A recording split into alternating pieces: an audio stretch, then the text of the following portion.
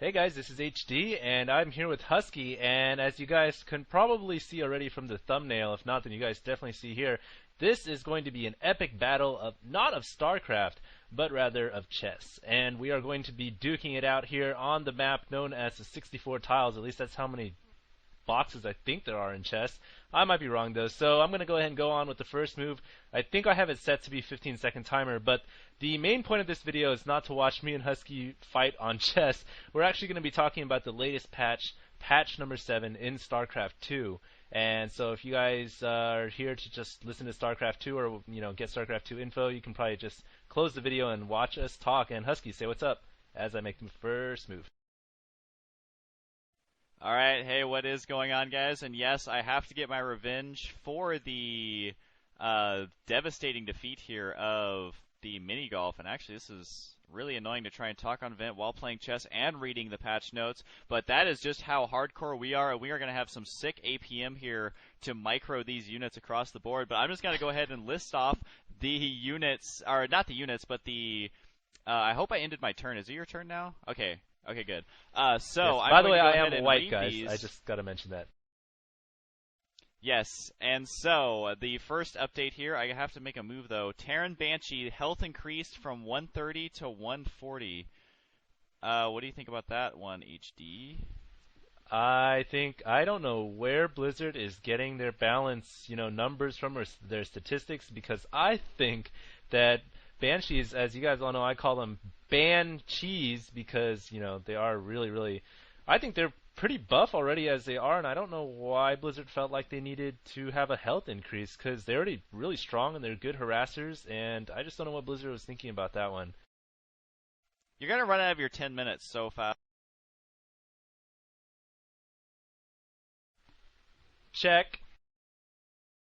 Oh my god. How is that check? Wait, isn't that my queen?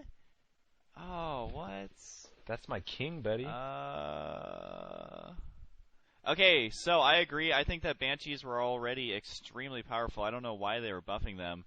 There was really no weakness to them. I mean, obviously they can't shoot air, but they were very strong to begin with. And so, again, I don't really know why they did that. And Missile Turret, the damage has been changed from 7+7 armored to just straight up 12. What do you think about them changing it to 12 instead of having it be stronger against armored? Yeah, this has actually a couple of implications, and what are you doing with that pawn? I'm just going to run back. This has a couple of implications for Terran, basically. I think that Blizzard wants to increase the ability for Terrans to have better anti-air, because as it stands right now, Terran's anti-air is absolutely disgustingly horrible without the Goliath. All they have is a Marine, right? So what they did was they basically buffed the missile turret instead of doing 7+7 versus armored to a flat 12.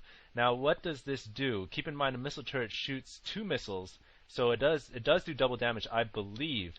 So now instead of doing 14 damage to a Mutalisk, it actually does 24 damage to a Mutalisk. So that is a big difference. That definitely helps the Terrans against Mutas.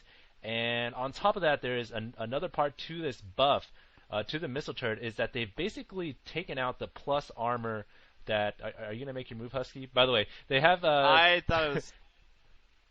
Yeah, yes, they have taken out the plus armor bonus for a lot of units, and so by doing that, they're removing the hard counters from the game, and I like that because I've got to say hard counters are kind of not what StarCraft is all about, and so now it's just a flat amount of damage instead of having this big bonus on top. So I like the change. I'm going to disagree a little bit. I think that Terrans are pretty good at anti-air because they do have the Vikings, and Marines are pretty gosh darn cheap. But I do want to agree with one of your points, and that I don't know what they were thinking, to be completely honest, with having hard counters in StarCraft 2. I really think that there's no place for... I just realized I can kill your queen. That was really fun.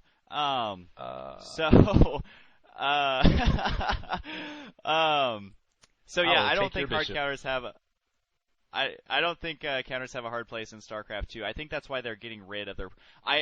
honestly, I would not be surprised if they completely revamped their damage system in the near future. This is just one step in that direction. They took out a hard counter like that. But we're going to quickly move on to the Thor so this video doesn't run too long. And the anti-air damage has been decreased from 10 plus 6 to 8 plus 4 light. So they do more damage. Well, they were still plus light. It was 10 plus 6 light, reduced to 10 plus 4 light. But it now deals splash damage in a 0.5 radius. I'm going to go ahead and talk about that first before I forget what I wanted to say. And that currently in StarCraft 2, there is not a single unit that does splash damage to air.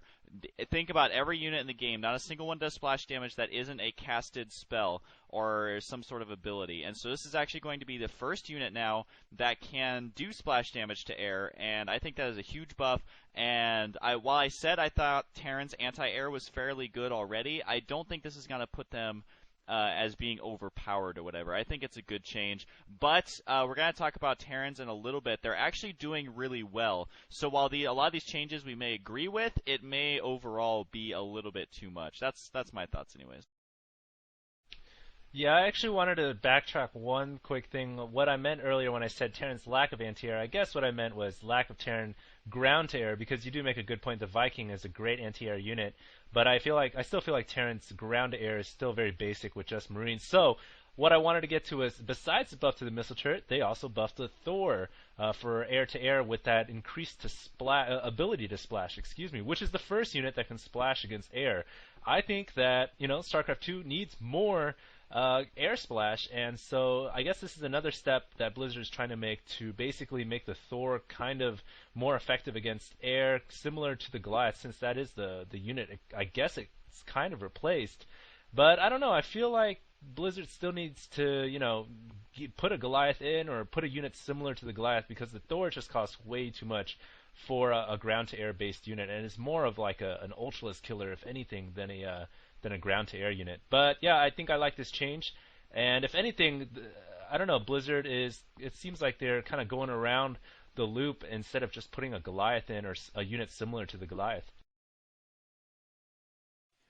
Okay, so moving on to the Protoss High Templar, the size storm radius has been decreased from 2 to 1.5. I can feel my blood pressure rising already, but go ahead and take this one away first.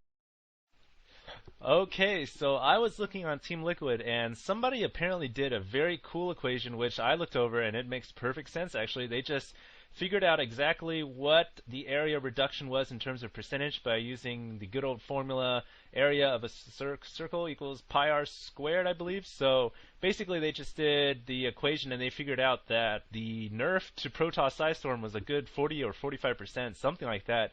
That's a pretty big area nerf, I've got to say.